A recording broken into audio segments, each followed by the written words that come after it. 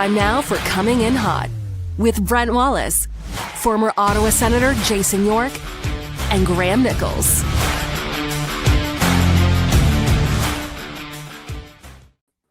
Happy New Year, everybody. Welcome to Coming In Hot. Brent Wallace alongside Jason York and Graham Nichols. I know apparently, according to Larry David, you can't say it after January 3rd, but this is the first time we've been together this year. So Happy New Year, gentlemen.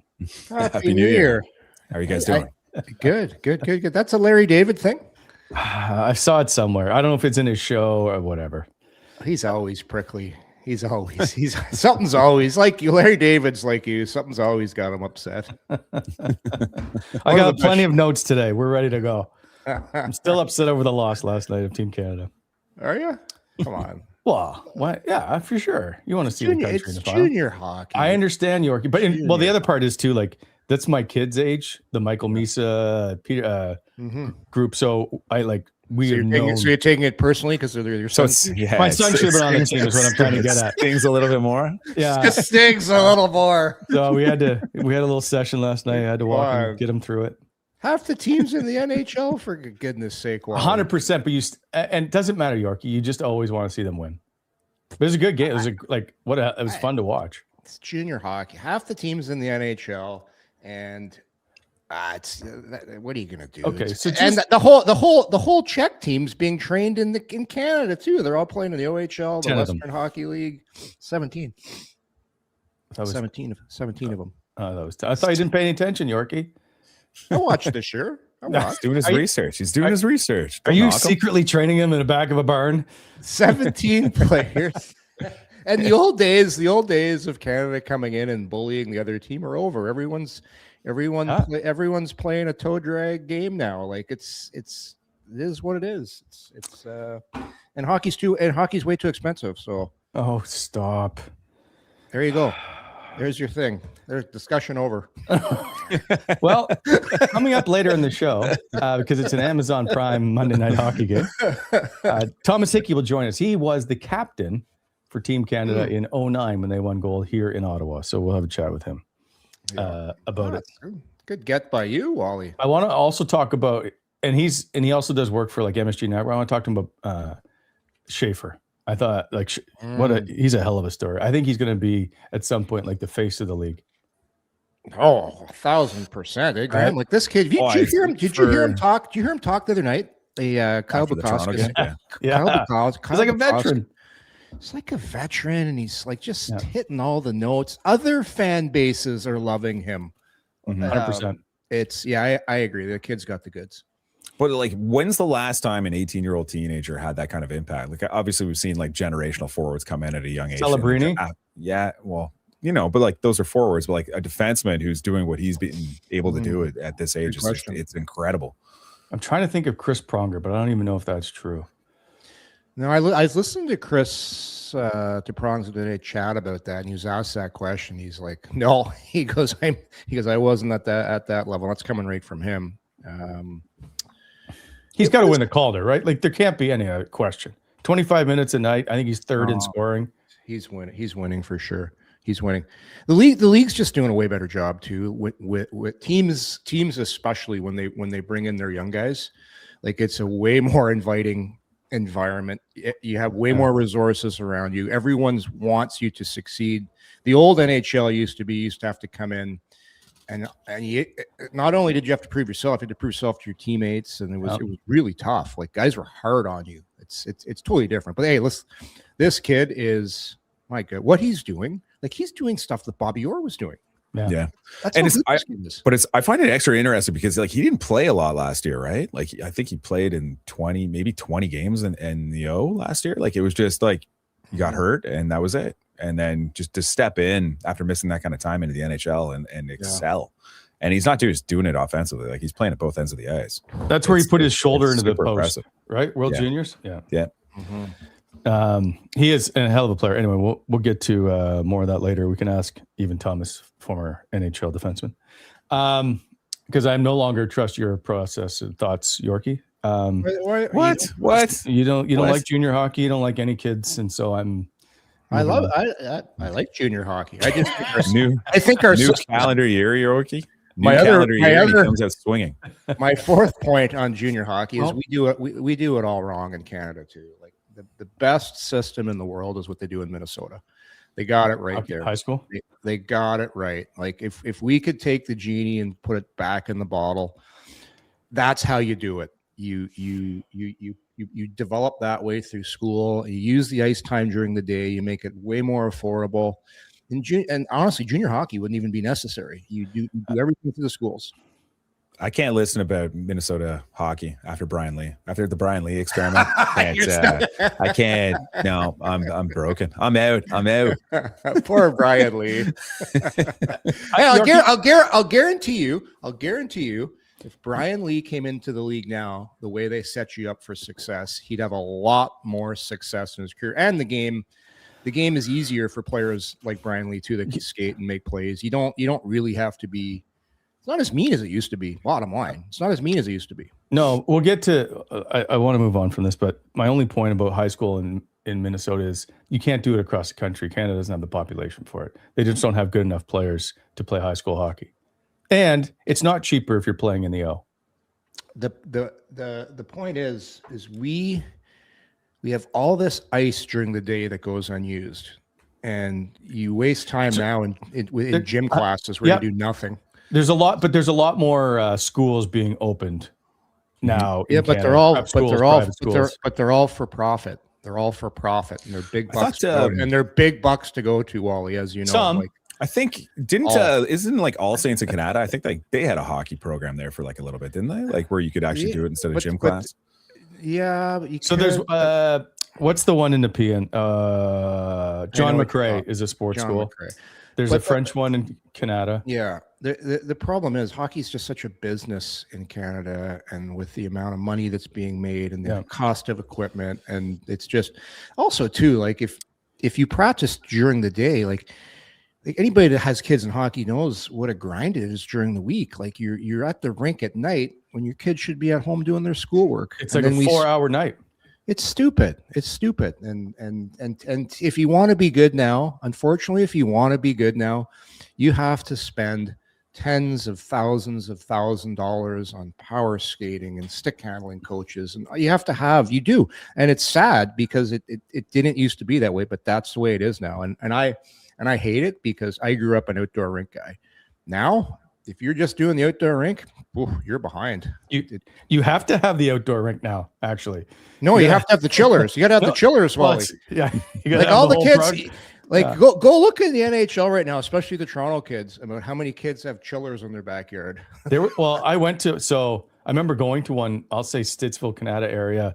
Had the barn covering it. Had the chillers. It was a great place. And hey, listen, nothing against people that can afford to do that. That's great. I would 100% have it if I could. It's not a shot at people doing that. It's just it's just pushing out a lot of the really good athletes that just simply can't afford it. Okay, but we don't ever talk about this about other sports. Other sports are just as crazy expensive. Have you ever gone and had your daughter or son in dance? Crazy. Yeah, price. It's wild what people spend on that. Even swimming is expensive. But probably the biggest reason why we're not developing goalies like we used to is the price of goalie gear. Could be. Or do we have quality coaches? We do. Wally, the gear if you want to be a goalie pushes. You talk to parents. 100%. My kid can't be a goalie. It's way too much money for the gear. So right away, it's like you're eliminating a ton of people. There are programs through your association where you can get funded for goaltending equipment. For sure. But I'll give you a comparison. In Switzerland, for example, very, very small country. All of the hockey is funded through the pro teams.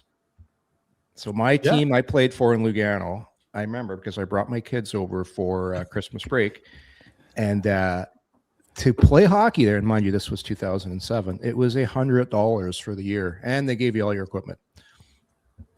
Crazy, isn't that? Way fewer people playing hockey, though. Like how would you implement that? And it's the most expensive place in the world to live. I'm just telling you. I'm not saying we need to do that. No, I'm just saying that's why other countries are catching up, and that's what's going on. Like Switzerland's a really tiny country, but there's a reason some goalies are coming out of there. Like its cost is minimal compared to other places. All right, let's move on. We got to get to there's a huge game going on today. It's a 4-point night. The Detroit Red Wings. It's a halfway mark of the season. You set the tone for the show. Don't blame me. I just wished you a happy new year, and now we're 10 minutes in. No. You said I don't trust your opinion anymore. That hasn't changed. Shoeless Joe's daily deals you do not want to miss. Burgers, wings, cold beer, great prices, no fluff, just big flavor. 5 nights a week. This week at Shoeless, you have Monday is your fish and chips. Tuesday, you have your wings, crispy, saucy, and only $10. Big Burger Energy Wednesday, massive burger starting at $10. Enough said. Thursday night, half price wine and $10 flatbreads. Perfect for a date night or for catching up. You also have your Caesar Sundays. Shake up your Sunday with $6 Caesars. And there's always the game day bud deal. If the Canadian team is on the screen, $9 buds all game long. Shoeless Joe's, where daily deals meet big flavor and good times on repeat in Campville and Orleans. Oh, and our friends at BEI. Tell you what, they're not expensive, Wally. They'll give you a deal. Give BEI a call, 613-432-1120, or online at monitureexcavating.com. Equipment rentals, aggregate, topsoil, custom crushing and screening, hot mix paving. When you're planning that next project, please consider BI for all your aggregate supply needs. Okay. Big game tonight. I don't know if you guys are excited. Huge game. We are at the halfway point of the season. This is game 41. So before we get into the game, let's just take a look back over the last 10 years of where the Sens were at after 41 games. You might be surprised based on how we've seen this team play a little bit. We have Jake halfway there. Okay. I could singing John Bon Jovi all day. Half living on a prayer. You're halfway there. Oh, living on a prayer. So they have 45 points after 40 games this season. The best they had since 2016-17 is that 2016-17 with 48 points. They just can't make up any ground because they pissed away points, as Steve Staios once said. And way too many 3-point games, right? Like crazy right now. Yeah, it's crazy. It's crazy. But they got a team tonight. I think they're going to play. What are they going to play? Detroit at least 3 more times. Four times around. This is a team they have the most games against for the rest of the season. Yeah, and Detroit's got a ton of games. Ottawa's got a ton of games in hand, maybe 2 or 3. But yeah, the problem is, if you look at the standings, there's so many teams between them and Detroit. So, this is going to get interesting. Game 30. Ottawa, sorry, Graham. I'll just make this quick. No, it's okay. Yeah, game 30, Ottawa sat 13th in the division, 14th. They were in 8th place of the wild card. They have moved up 1 spot after going 6-3-1. And if they drop tonight's game in regulation, you're talking about Detroit being 9 points up. I know we've talked about the Eastern Conference being so close and so tight, and the margins are so small, but like now we're starting to see like that cushion. You're starting to see a little bit of cushion between the teams at the top and Ottawa. And I know there's obviously games in hand. Like even after tonight's game, Detroit will still have 3 games in hand on Ottawa. Or Ottawa, will have 3 games in hand on Detroit, so they can make up those points. But like 9 points is starting to get into that territory, especially with all these 3-point games that are going on around the league right now. It's going to be hard to make up that ground. Yep, 100%.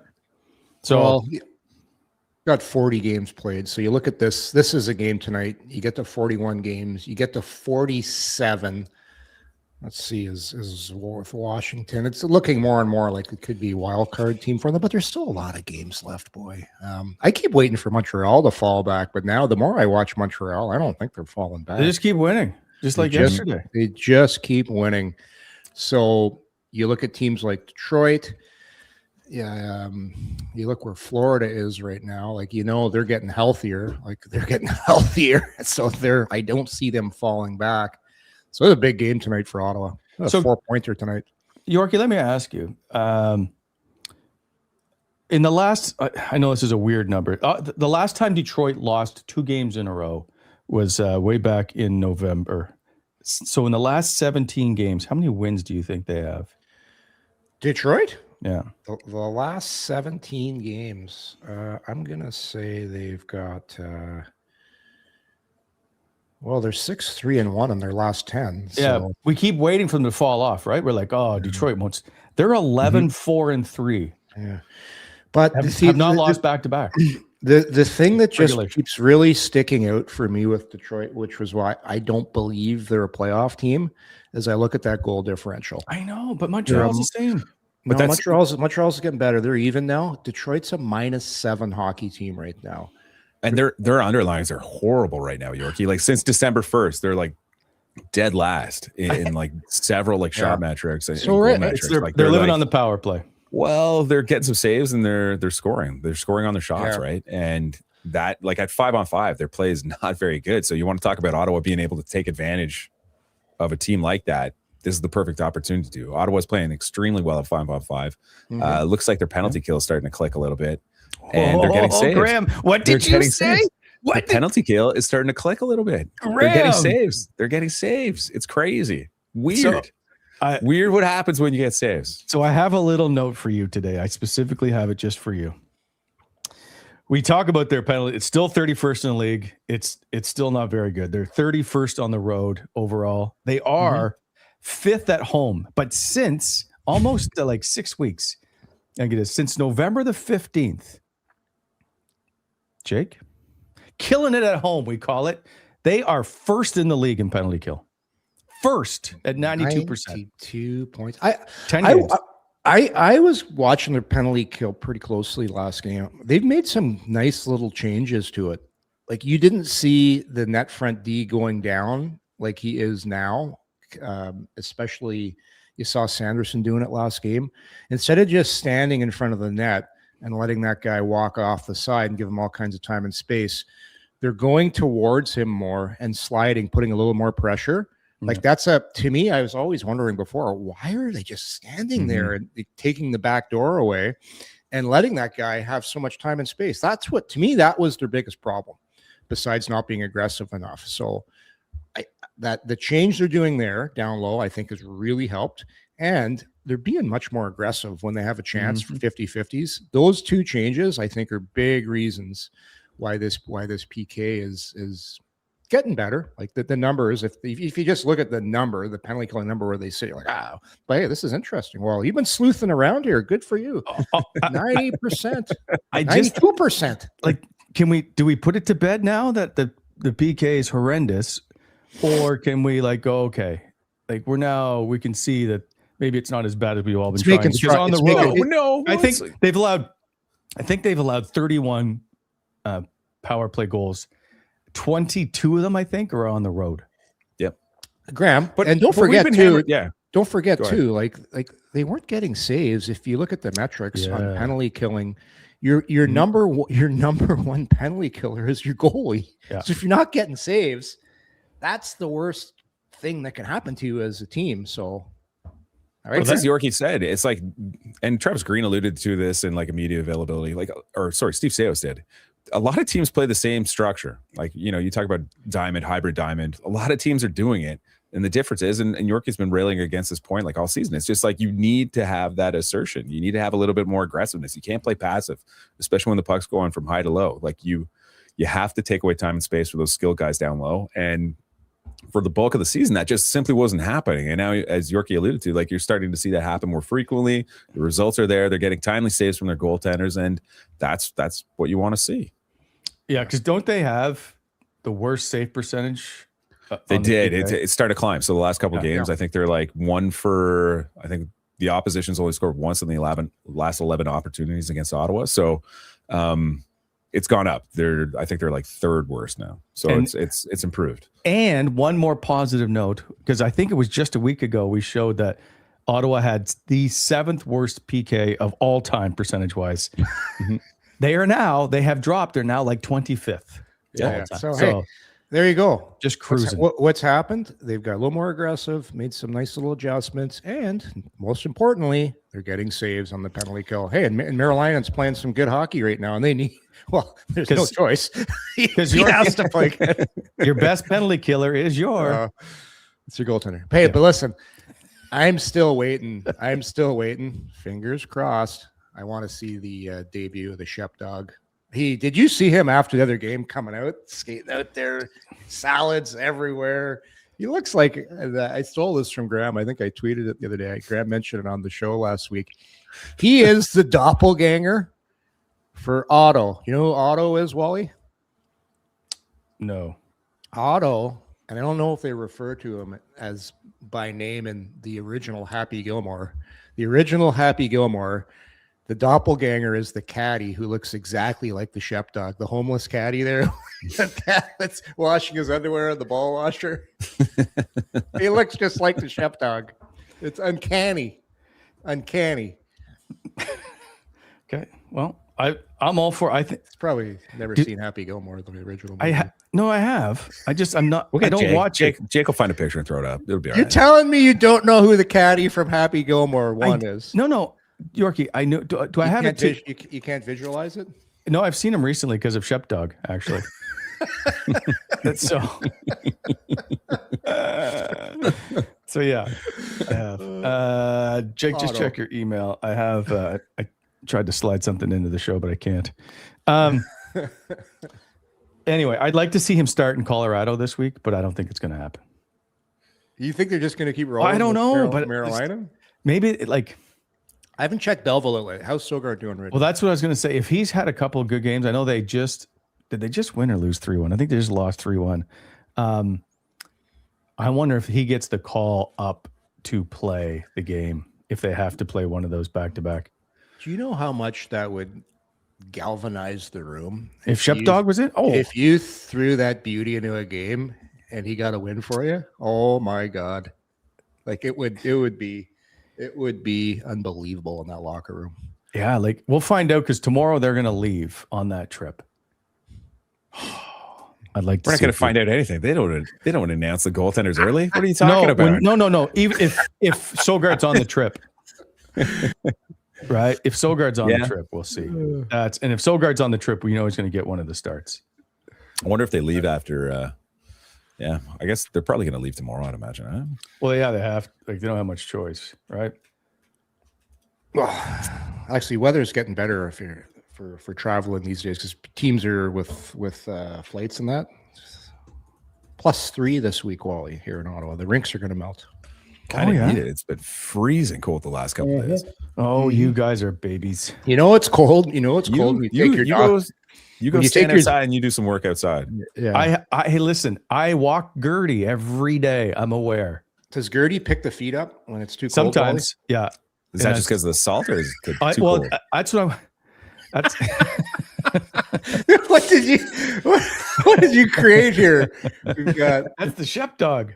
Shepdog. What's he wearing? It looks like one of those old things guys used to wear in ancient times with the hunting. They got like a dog. It's like the Jimmy Crockett hat or whatever. Yeah. But it's is that an angry? Looks like an angry Gertie on his head. Who would want to face that in that? Nobody. It's got Parliament Hill in the background. This is going on a t-shirt. Listen, you guys are at the rink all the time. Have you guys talked to this guy yet? This beauty? I haven't had the opportunity to. No, not since it's been recalled. No, but it's cool. Like anyway, former captain. He was the captain of his Minnesota college team. Last time I seen that was Roberto Luongo. Yes. I don't know that he was a big fan. No, it's the NHL, but college different. But I think it's awesome. All right, trying to move on here. What did you say today? Did you tell AI draw me this guy with the city of Ottawa in the background and a dog cowl on his head? No, I didn't. He just typed in Shepdog, and that's what it came up with. I could probably go back and find it and tell you, but AI just killed it. Yeah. Sometimes AI has a mind of its own, and it just makes you the weirdest stuff. AI makes an unbelievable salty Wally, though. I'll just send a picture of Wally's head and I go, make this guy look like he's agitated and angry, and it just comes out perfecto. All right. We haven't. Geez, let's get quickly. Oh, we're wasting time here. It's all right. Logan Stanley's 1-game suspension. Yeah. He deserved to get something for that. Like, I heard there was an apology on the ice after. Is that true?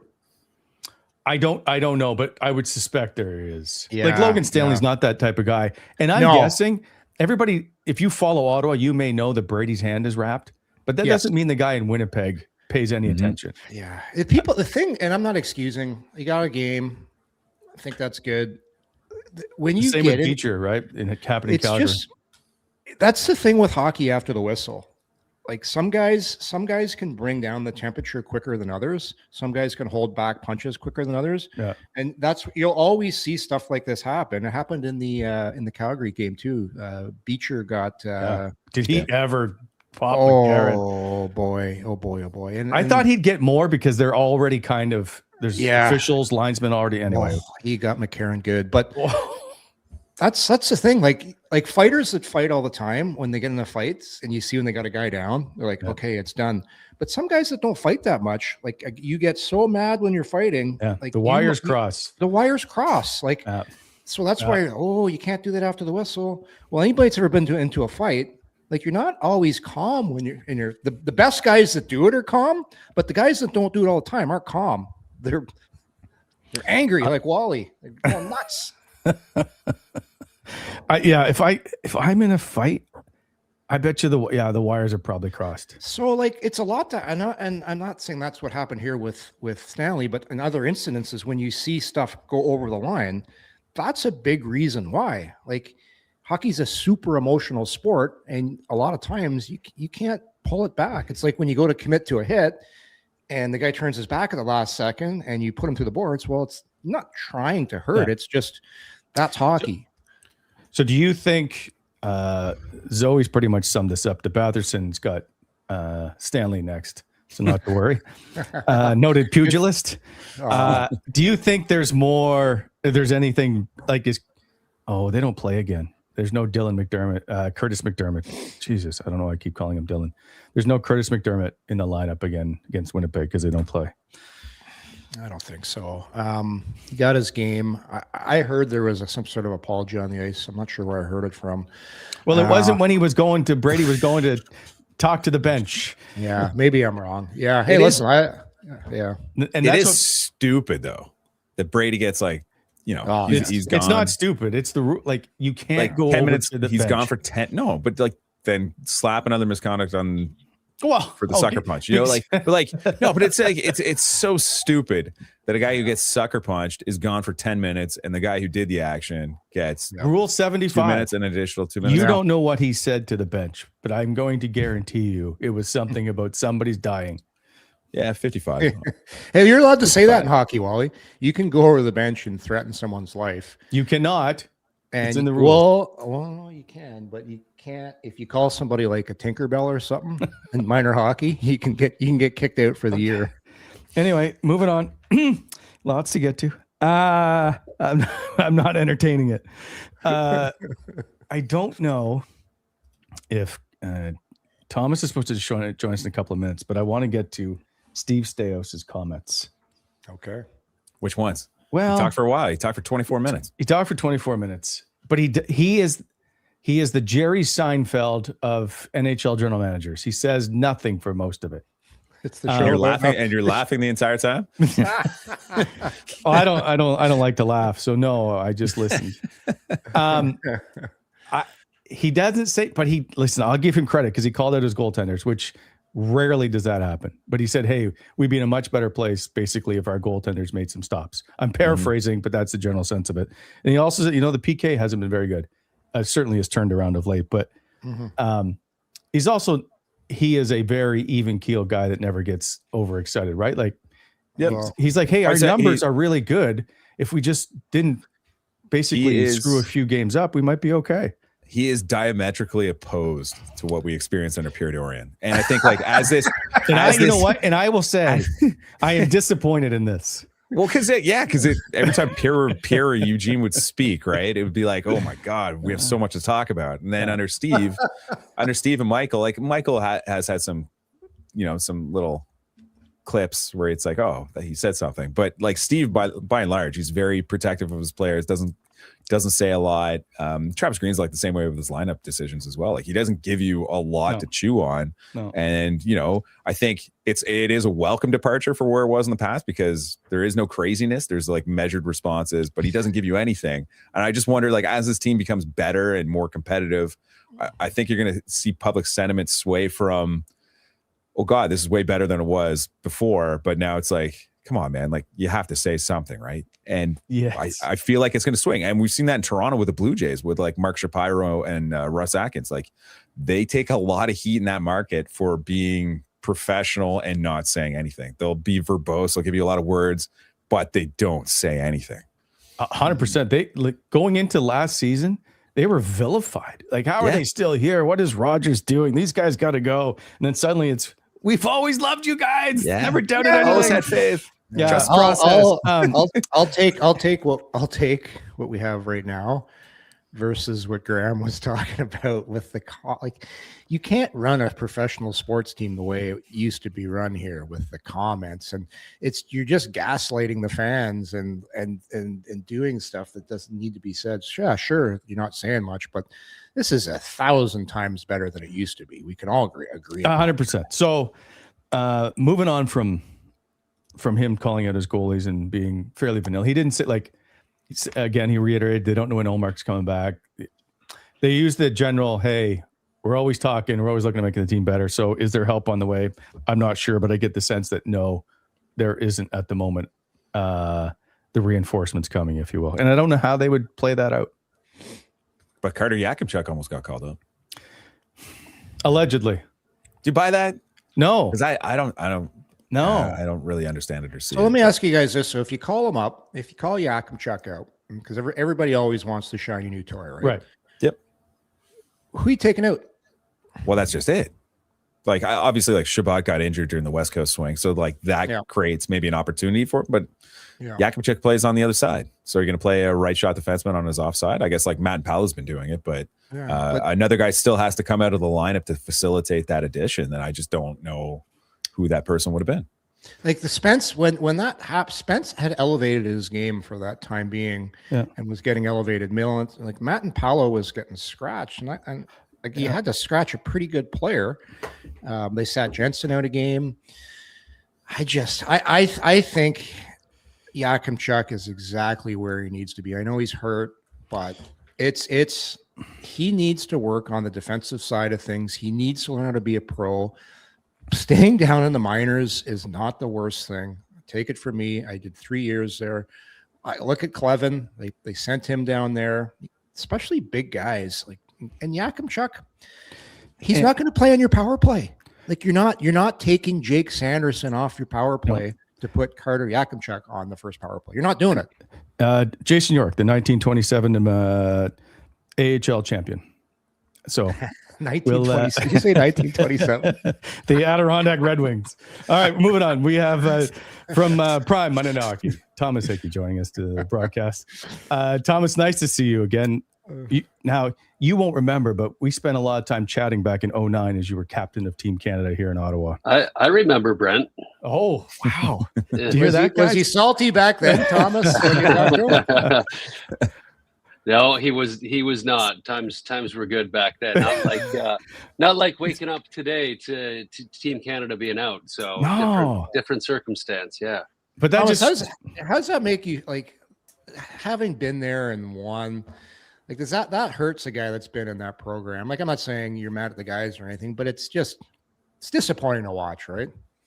It's really disappointing. And full disclaimer, just with my schedule, like I didn't get enough time to watch, prepping for other stuff like I normally do. So I can't really give my critiques. When I did watch it, it looks different and it's upsetting. It's disappointing at the same time. Like my big takeaway from maybe like 10 years after I played in the tournament, my takeaway was these are just kids. And I didn't realize all the pressure that was on us, that you put on yourself as a player when you're in that tournament. And as time goes on, that's when I sort of realized, geez, that was a lot. And you see them come up short. So I don't want to bury anyone. The kids all play hard and stuff, but the expectation is to win. And, the payoff is proving everybody right. And I think that's sort of still the way in Canada, and it should be. I mean, that's the pride of being Canadian is it's our game. We're the team to beat. And when you don't, it's got to feel like a massive disappointment. And I think for for all those guys, it is. You can see the emotion on the kids after the game. But yeah, it doesn't sit right, especially at that level, especially in junior. You get to the pros a little bit different because there's all these other nations, but the one silver lining that I don't want to say and Canadians don't want to hear is that tournament is becoming more and more competitive, which I think is a good thing for our sport overall as we move forward. Like there was years that Czechia was awful. They went through a development phase where it was really bad, and now here they are playing for a gold medal. So a couple of different ways to look at it, but I am disappointed, and for the guys and for everyone else that expected more. 100%. I was hoping to ask you, now that they're going to play for gold, what's it like in the room when you guys are about to go out? But I'm curious, in 2009, it's the drive for 5. There was a lot made about it being in Canada. You had a great team.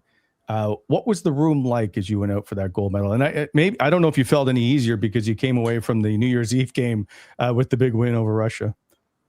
The intensity was unlike anything I'd ever felt. And the mindset looking back was sort of, we're going to go and outcompete everyone, and we're the most skilled team in the tournament. So when we put those two things together, our fate should line up and we should probably win because we had the skill and we had an edge with the physicality that we played with. Yeah. Every single line, every single player, that we go out and outcompete these guys, no problem. We're going to win the gold, and just believe in that. That was the feeling. So it was intense. You had the Twin Towers, Pietrangelo and Tyler Myers back there. I always remember those two guys. And Keith Ollie as well. That's right, Keith Ollie. You didn't want to go back there very often. No. PK Subban on that team. Anyway, we'll move on. I know, but that game was always a fun tournament and all. And then of course Pat Quinn, I think, is your head coach that year. Just an amazing time. Anyway, we'll move on. Big game tonight, as you know, as you guys are getting ready to call it. What do you think of the way Ottawa has played of late? And I'll tie this into, and maybe completely different, Detroit. We all wait for this team to fall off because they have a terrible goal differential, if you will, because it's in minus. But they never seem to. Yeah, maybe we'll start with Detroit quickly. I've seen Detroit live, I think this will be my 6th time this year. And I've seen them look horrendous. And I've seen them look really good. You know what? I'm going to charge my computer because it's about to die on me, guys. Sorry about this. I'm trying to think what kind of fine this is. Oh, no. Yorkie, there's got to be a fine of some sort. As I panic here. There we go. It happens to everybody. You say, hey, listen, that's par for the course for Yorkie. It must be an NHL defenseman kind of thing. Oh, yeah. All right. Okay. I got it. We're safe. I'm not going to die on you. I've seen Detroit look brutal. I've seen Detroit look really good. I don't think they're as comfortable as we look at them and see them in the standings and go, they're the first place team. They're atop the Atlantic. I think there's going to be more ebbs and flows in their season, and that's been the story for the last couple of years. Yeah. Their back end, like that top D pair of Edvinsson and Seider, have really stepped up to the point where maybe in the past they couldn't stop the bleeding, and now they've got a pair that can match up against any top line in the NHL, and I think that's the big difference for Detroit. And that'll be a big thing tonight. I mean, Ottawa's a balanced forward group. So, I'm sure they'll see a lot of Tkachuk, but I don't think that they're the runaway best team in the Atlantic, but they've got a chance to make the playoffs is how I'd view Detroit, honestly. And on the Sens, I'm a Sens believer. And I was at earlier on last season when they were further on down the standings, in a belief that they would come up. Obviously they need saves, but every time I see Ottawa, I like them. You guys watch them in the day-to-day, so you guys see everything, the good and the bad. I like Ottawa. I think they protect the inside of the ice extremely well. I know that they haven't got the saves, but I think that they've got the structure of a playoff hockey team. And now with people coming back in the lineup, getting Chabot, getting Pinto back, I like the makeup of their team. I really do. Well, it's funny because when you're in it, it's easier to be much more negative when you see, hey, they're at the bottom of the standings and all this, but underlying numbers. And if you watch the team, you can see, like you said, they don't give up much. I think, what are they, 5th in shots against? they can protect the middle of the ice, but we just see it differently, I think, because the way the record shows and the way the goaltending has been. Yeah, you guys see it. You guys see it every day. I'm the same way with the New York Islanders, where I see the Islanders every day, and some people come in and see tidbits, and they're like, "These guys are high flying, so much fun to watch." But you guys been doing this for a long time. You see a team every day. The flaws stand out just as much or more than the good things. But I mean, that's why it's helpful to have an outsider's perspective, I guess, sometimes. And I've seen a lot of Ottawa, but obviously not every day. And I think that structure is the bedrock. And I think they've got so much depth down the middle. And I really do like Ottawa. I do. Thomas, I wanted to ask you, being a defenseman, and I know when I go broadcast games, you gravitate to what you know the best, the D. How many times when you watch Ottawa, do you just watch Jake Sanderson and say, how is he doing that? Like, what is going on out there?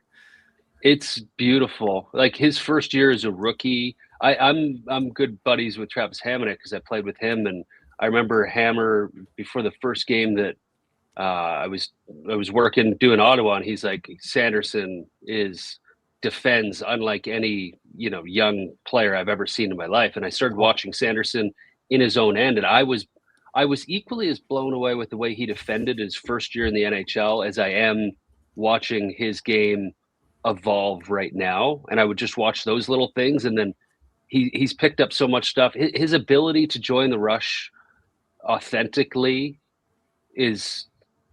it's right up. It's just as good as Makar and Hughes. Like his reads, he's such a graceful, beautiful skater. I can't get enough of Jake Sanderson, and he's going to be a Norris Trophy winner in my mind. He's going to, etch himself up into that territory when you talk about the Hughes and Makar and Werenski. Like he's right on that tier for me. I can't get enough of watching him. I think he's sensational at both ends of the ice. The offensive stuff is great. He's an unbelievable defender as well. And maybe there's a mistake here or there. That's what you're going to get when you're playing 25 minutes a game. So I don't really care about that stuff. That's the thing when I talk about him, Thomas, is there's very few defensemen in the league. You always seem to have your offensive guys, and then you got your defensive guys like Jacob Slavin. They do one thing really well. I don't know if there's many guys in the league. I could count them maybe on one hand who defend and play offense the way Sanderson does. Yeah, I think the pride level is like I feel like he takes just as much pride in his own end as at the other end of the ice, whereas a lot of guys are, the best guys in the league. We'll talk about Cale Makar. He's a great defender as well. It's like he is an unbelievable, the best offensive defenseman in the world, and he's a really good defender too. When I see Sanderson, he's a great defender, and he is evolving offensively at the same time. Yeah. Hey, you got something in common with our friend here, Graham Nichols. He's really tight with Travis Hamonic too. the Hamonic Bowl tonight. Yeah. No, he took a lot of heat here in Ottawa, but I know his teammates loved him. Yeah. Thomas, I was looking at Detroit's underlying numbers. So like since December 1st, like shot metrics, goal metrics, like expected goal metrics, I should say, are like towards the bottom of the league. But they've had a ton of success during this stretch. Like, what would you attribute to Detroit's success right now? Like, how are they doing it? Power play is a big part of it.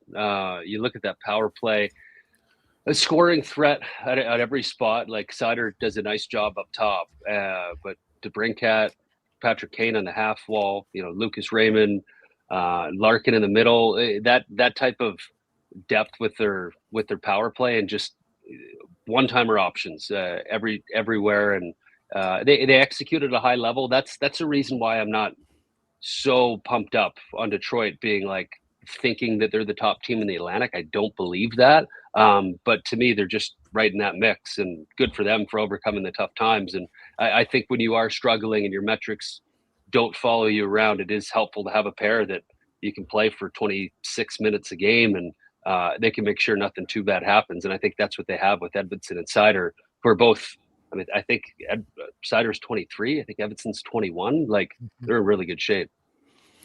Quickly before we let you go, I want a couple of other questions. Did you see Luke Hughes last night? Because I'm asking you as a defenseman, how tough that is when you're having that kind of night in your career. I read about it with the own goals, correct? Yeah. Yeah, two in the same game that's tough. That's awful. I mean, even now to this day, I hate to see it. Like when I was still playing and there would be a puck over the glass by a defenseman, I would look the other way whenever there was a defenseman scoring on his own net and you're watching the highlights the next day. Like when it happens to one of your teammates and you win after the game, there's no better laugh in the world. And when you lose, it's like, don't say anything. Let's forget it. But I was always so afraid that if I cracked a smile or criticized, that it would be me, because it's just the game. It's natural. It happens. To be honest with you, I didn't see the goals. I feel for him. What's the player's intention? Obviously, it's to defend.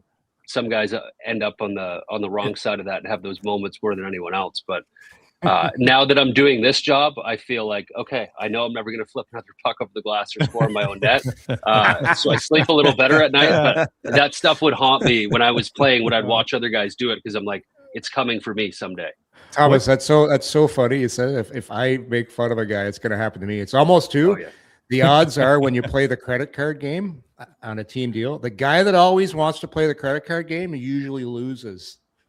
Exactly. It would be, in junior, it was fun. We'd have, there's a couple guys and you'd be still getting zits and stuff. Someone have a big pimple on their forehead. And I remember a few times I would be like, they'd come in and you'd just be like, oh my God, look at that. Look at that pimple. You got a zapper. And then like 10 days later, you'd be like feeling something. You're like, oh no, it's coming to me. It's a karmic world we live in. Yeah. So good. What's it like for you between the benches? It's the best spot to watch hockey in the world. And I think obviously when you look at someone in that position, you go, it'd be nice to see the game like that. It's like you're on the glass watching the game from there. It's not. The sights and sounds, it's a different game than when you go up top and watch from the press box or, at UBS for the Islanders, who were sort of on the concourse level and got a good view of it. It's a different hockey game from down there, and it's not like being a player and sitting on the bench. You really see the smarts and the skill of a lot of playmakers that make passes under sticks and through feet, and those are the things that when you're a little bit higher up, you don't exactly know how that puck got there or what was intentional and what wasn't. And to get to see those things, that's the biggest takeaway for me, is like you get this advantage of a sight line that you never saw before. And because you're not playing, you're watching and analyzing, you get to pick up on so many things that no one else really gets to do. I love that spot. I think it's the most unique spectating spot in sports.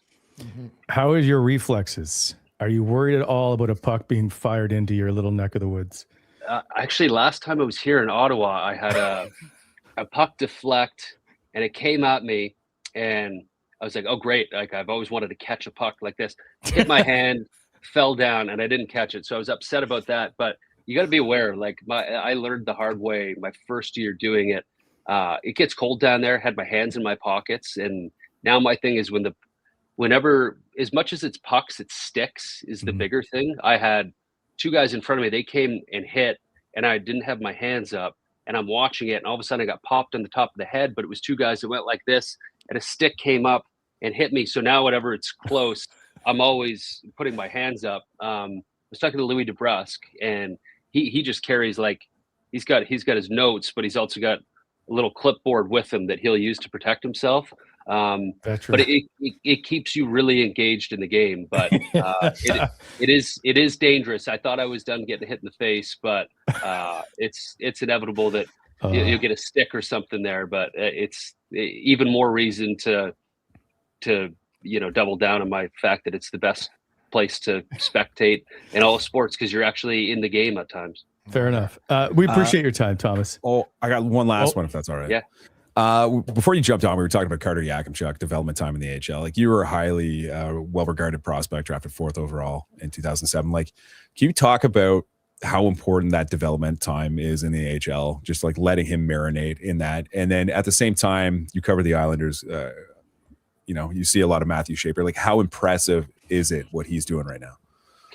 I'll start with Yakamchuk in the sense that I don't know the player well, but he's a big kid and an offensively inclined one, and he's a right-handed shot as well, right? So there's going to be a spot for him on the Ottawa Senators blue line for years and years to come. When you think about how stacked they are on the left side, let him marinate, let him over marinate if you need to. Like, there's nothing wrong with seeing him come up and getting some games. I think that feeds into your development when you go back down to the minors. But if they've got a plan for him to develop, the American Hockey League is a tough league, and you learn how to defend, you learn how to play tired, you learn how to be a professional. So there's nothing wrong with him being in the AHL. I think it's healthy, and I know he's been hurt a little bit, so maybe if you're at full health, maybe you would have seen him a time or two. But there's nothing wrong with that. You learn coming from the WHL like he did to the AHL. It's a completely different game, and you get to learn how to play with more structure, and the systems are a lot different, or at least they're more intense, and you got to think about those things more. So that's great for him. And then on Schaefer, I'm just blown away. Like, obviously he doesn't need any time in the AHL. He is stunning and unique. He plays the game unlike anyone I've ever seen. And I remember talking to scouts when they drafted him, sort of being like, well, this kid hardly played last year. Like, can you tell me a little bit about him? And they all sort of had trouble describing his game. And that almost gave me pause, being like, what do you mean? Like, he's the first overall pick, the consensus guy.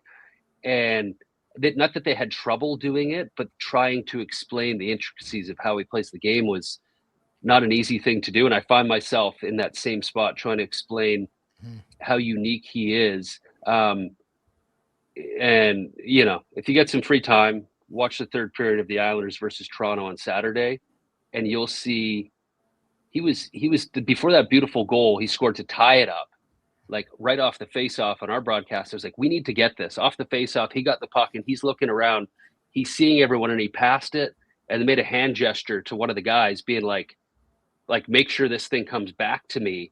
And he started like slithering around the ice. And later on in that shift, it's a neutral zone regroup, and he was up at the blue line and then cut into center ice and picked up the puck at full speed. It's like, we've seen defensemen join the rush, get up in the play. I've never seen anyone pick their spots so well, and yet he's 18 years old and scored the same goal Austin Matthews did to tie Matt Sundin. But he's a defenseman and he's 18 years old, and I think he did it a little bit better than Matthews. Like, he's been sensational. Thomas, that net drive, like most NHL defensemen don't even know how to do that. To stick the leg out and cut to the net like that, like that's an elite level top six forward that does that move. And that's it. Like, I look at his body shape too. He still has a kid's body. Like, wait till this kid gets into his mid-20s when he gets his man strength. It's gonna be scary. It's gonna be scary. Like, he's got a good frame. He's tall, but he's slight. He's a strong kid, but you can tell there's a bunch of weight that can be put on him without sacrificing any speed. He's been going to the net like that all season long, and there's probably been, I would say, close to a dozen plays that he's been in that situation and decided to take it to the net, and he hasn't scored. And I think even after the game, he said, I've been going to the net a lot lately, and I haven't been scoring on that, so it was good to finally put one in. But he's doing it all the time. As a fan, as an analyst, it makes you hold your breath a little bit, because there's been a lot of those collisions. So I think that's the next evolution in his game. Maybe as we get to Olympic break, to stop and go, you have all the courage, all the skill in the world.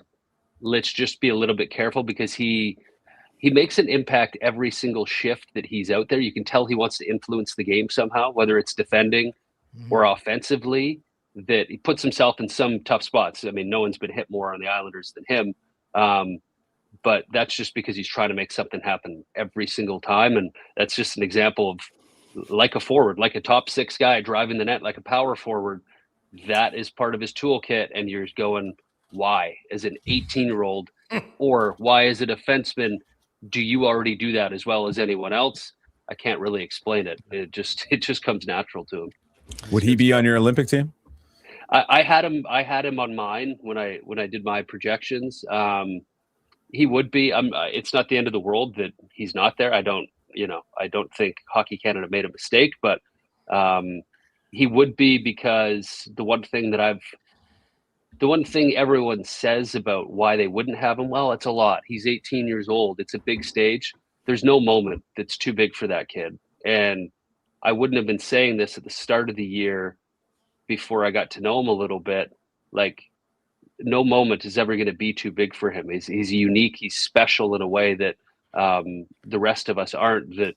That stage, that moment would bring out the best in him, as opposed to making you wonder if he's ready to handle it. So if there's an injury, I mean, he's the ultimate ace up your sleeve to have, because I think he'd go there and have moments that you go, I can't believe that someone's this good at this age. Like, he wouldn't be out of place. 100%. Thomas, appreciate your time. Thank you. I didn't mean to keep you this long. No, my pleasure, guys. Hope to have you back on soon. And by the way, you guys, as we keep saying, you do a fantastic job with the Amazon on the Prime broadcast, I should say. So look forward to it again tonight. We appreciate it, guys. Thanks for watching. Good talking to you. Thanks, Thomas. By the way, I didn't say last question and kept adding questions. You guys did, for the record. What? Just taking shots at us. I'll show you, Yorkie. It's a new year. Just a new year. We're moving on. Good guess. That was a good really get good. there, Wally. Good, very well spoken too for Yes. a guy that's new to broadcasting. Great energy. Just 36 years old. Talks like a college guy. But he's from the He's a Seattle? Western League. He's a Western Thunderbird boy. captain He's a of the Western Seattle boy, yeah. Thunderbirds. I really enjoy his. I've listened to some of his color commenting. Very good, very good. Well, he's a defenseman, right? Defensemen know what's up. Anyway, we got to move on. We got to get stuff done. This show brought to you by Beyond the Pale Brewing Company, locally owned, one of Ottawa's go-to craft breweries, serving up some of the city's favorite beers. And of course, new seasonal releases always on tap. They've got 2 great locations. Check them out. The brewery and tap room, 250 City Center. Lots of seating. Great place to watch a game. And their new spot, the Byward Market, 21 George Street. That's in that little historic area, the courtyard. It's beautiful in there. Top-notch food, great atmosphere, and a perfect place to catch the next big Ottawa game, especially at the City Center location. Check them out more at btpshop.ca. That's btpshop.ca. And of course, our show, as always, proudly presented to you by Bet365. Whatever your bet is, it's never ordinary at Bet365. Download the app and get on the game. Use code NATION. Must be 19 or older. Ontario only. Please play responsibly. If you or someone who has a gambling problem, visit connectsontario.ca. Here are the lines for tonight's game. Ottawa, the favorite going into this one, maybe because they are 15-2-2 in their last 17 games, or 19 games against Detroit, and they're 11-2-2 at home in the last 15 against the Detroit Red Wings. My parlay. I hit the parlay on Saturday, by the way. What did you call it? You just say Detroit. Don't remember Bob Detroit. Cole? I think it was Bob Cole. Detroit would always call them the Detroit Red Wings, and I'm like, what? Detroit. So really hard on the it. Here we go. I did this for Yorkie. Brady Tkachuk 3 shots on goal, which seems like an easy bet. Alex DeBrincat, because you like the cat, 3 shots on goal. I think in his last 7 games, he's got it in 6 of them. Brady Tkachuk 1 point, Alex DeBrincat 1 point. That's the parlay for today. What was your payout on Saturday? 50. So $10 bet paid out $55, so a $45 win. Nice. It was just Tim Stutzle, point, 3 shots on goal, and a Sens win. So right on. There we go. So that is the money line on today. The Ottawa Senators, the favorites. Are you guys picking an Ottawa victory? Are they going to roll 3 in a row here? I like it. What's that record? You said 17-0-2. So overall, against Detroit in the last 19 games, Ottawa is 15-2-2. That's crazy. That stat right 11-2-2 at home. Yeah, that's I like Ottawa. I like how Ottawa's playing right now. I like how Marilinen's playing right now. The PK is better. Seems like the team is rallying around their young goaltender. The last 2 games have been good. They Winnipeg, a very desperate team. I thought Ottawa was very good in that game. Yeah, I've got no reason to doubt the Sens in this one. If they get good goaltending, which I think they will. A little concerned about Brady's hand, though. Like, boy, that's lingering, isn't it? A little or a lot? So, but a little, just a little. So he's still a point per game player, but he is not the same impactful player to me Well, on the ice. obviously, he's And- dealing with a bad thumb. It's dealing with a bad thumb is really tough. Yeah. By the way, because it's so much of your leverage on your stick. Is that top hand or bottom hand? By the way, with Brady. I thought we had this discussion. It's top hand. Top hand, I think. I think it's Yeah. top hand. That's that's the strength on your stick, your top hand. So it makes a big difference. So yeah, it's you know what, I'm hoping it's gonna not affect him that much longer, but it's obviously affect him a little bit. Can't fight, can't get into things like that. Not that you want him fighting, but if your hand's not well enough to do that and it's got tape, then it's obviously bothering you while you play. Yeah. Right? He can still. I mean, and let's be honest. Like we showed it the other day. All the things he's first in, whether it's hits and all that stuff. Yeah, It's I just think you can see it on the ice. And normally you can feel his presence, and right now it's just not the same. Well, I think he made a great play picking the puck off the boards there and with the centering ice pass. That's such a smart play, reading where the puck's going to go. So he's still having a big impact on games. Without question. I'm not going to sass you like Steve Staios did after you asked that question. Not happy with my question. Well, he gets sassed. He gets sassed. A little crackback. It was good. It was good. Cherry picking. That's what he's doing. So he just called out his goalies, and I asked about his assessment of Brady Tkachuk, and he didn't like it. But you know what that is? That's him defending his player and taking any kind of heat off of Brady. That's what that is. But I think like glass half full, Wally perspective, like you mentioned some of those stats, like he is like ranking high towards the top of the team in a number of key categories. But at the same time, it's like if you're saying, listen, like this isn't Brady at his best, but he's still putting up points. He's still getting those metrics that you talked about. Once he does start feeling better, and it, you know, the further along we are from this injury, theoretically, the better and better he should get. Yep. That's great. Like once he starts feeling better and he's still putting up those points, like he has another level to get to. 100%. I think that's the exciting part. It's like, you know, if you're still playing at that level and you're putting up points, you're doing the things right. Like once he starts feeling better and gets back in the mojo, and maybe it'll come Olympic break. Like who knows? But if he's playing at a high level down the stretch for this team to make a postseason push, that's great news. Need more goals. That's what I think, though. Well, I think that's where it's affecting him the most. Like he's like when he's shooting the puck from distance, he's not as much of a threat as he was previously. And I don't know if that's just because of the thumb or if I just find he's passing the puck in those situations more than he ever has before he would rip it. That's the tough part with this condensed schedule. Like if you've got any kind of injury, it's so hard to get, because usually in a normal NHL season, you'd have pockets in the schedule where you get a little bit of time off. There's no time off. No. So you're just playing, and you barely have time to practice. So if you're injured and you've got something you're coming back from, it's even longer to get back. So no, I agree with Graham. If he's making a difference right now, once he becomes fully healthy, look out, and hopefully that's sooner than later. In his last 20 games against the Detroit Red Wings, 9 goals, 17 points. So we'll see how that goes. Do you think Timmy extends his point streak tonight? Well, so that was my next question here. Tim Stutzle on a 12-game point streak, which is the third highest since 08-09, and he's 7th longest point streak in franchise history. Does Tim Stutzle get to 13 points? Yes, he does. And I love how you added a number. You didn't do a top 5. You made room for the Russian gentleman on that board. Number 6. Yeah, 10-game point streak. Which is crazy. He was good. Well, he was good after that Detroit game where everybody was such a gentleman. He's such a gentleman on the ice, eh? Like he just so. You look at him. The players raved about him, by the way. Great guy. He's an assistant coach somewhere now, isn't he? He was in Vancouver, but right at one point, but I don't know if he's still there. I thought he was in Pittsburgh or something, but he was there too. But anyway, maybe I'm completely wrong, but I thought he went to Vancouver at one point. Okay, quickly, Drake and Tim Stutzle have been putting up strong numbers all season, as you know. They're 1-2 in scoring. How many goals do you think they have been in on, either scoring and or assisting on? Ottawa of each other or like of the team? Of the team. So I think the Ottawa has scored 130 goals. I'll say 40%. Oh, we're going percentage here? I'll say I'm going to go Price is Right, 41. Well, then, Jason York, you have one. Ding, ding. Come on up.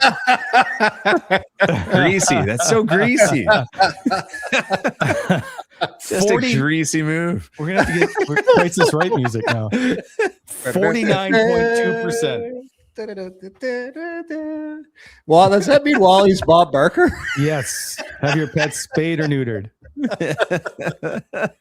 Probably people might consider me more Drew Carey-ish, but yeah. Rest in peace, Bob Barker. He passed away. Yes. Caddyshack, right? No, Happy Gilmore. I'm sorry. Happy Gilmore. Yeah, he just gave it to Happy. Anyway, 49.2% they have been involved in. Wow. We haven't talked about the Drake enough on this program. That is correct. He's had a really good season. Really good. Now he's fighting. Like, what can't this guy do? Well, that's basically what it's come down to. I talked to someone in the locker room the other day, like, we believe like the best hands on the team when it comes to making a play, the best hands. Hard to argue. Stutzle's hands are pretty good in tight. No, but Tim's like one-on-one or skill level wise, Tim Stutzle's a better player than Drake Batherson. But when it comes like the way he makes plays to set up goals, he's so good vision wise. That play with Stutzle where he's on his knees in the corner. Yeah.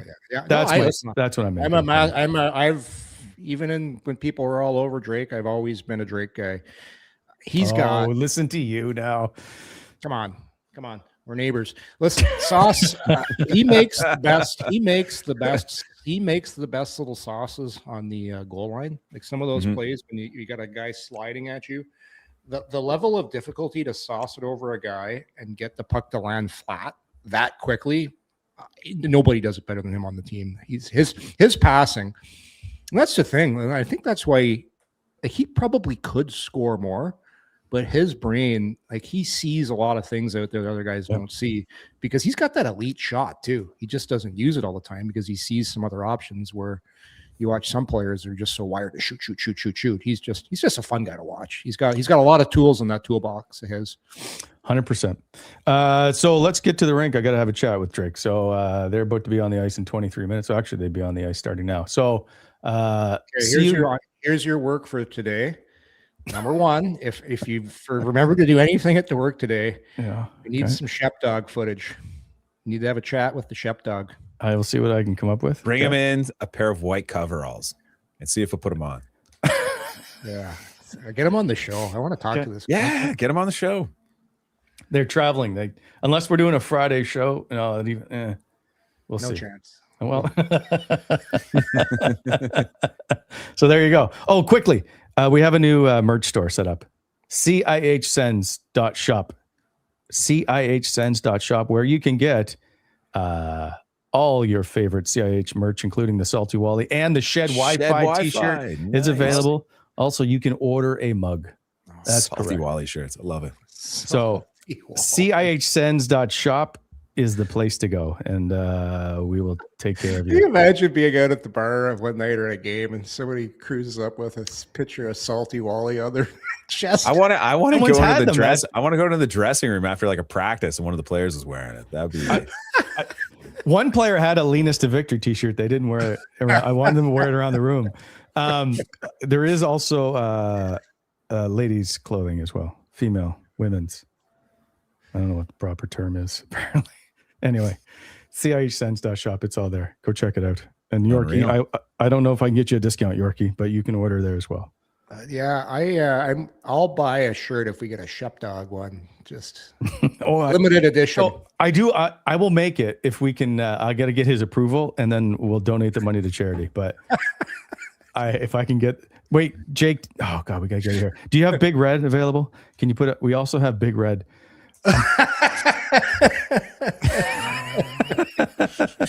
Big Red, Stephen Halliday. I'm thinking maybe we can get one of these. Yeah. Hey, how about the hair coming at the top of that?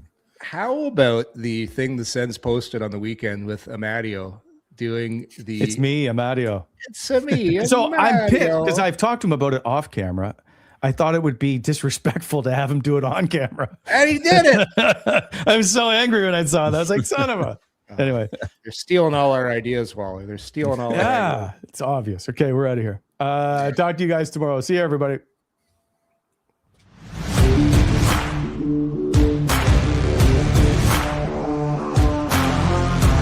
Thanks for tuning in to Coming In Hot. If you enjoyed the show, hit that like button and be sure to subscribe to never miss an episode.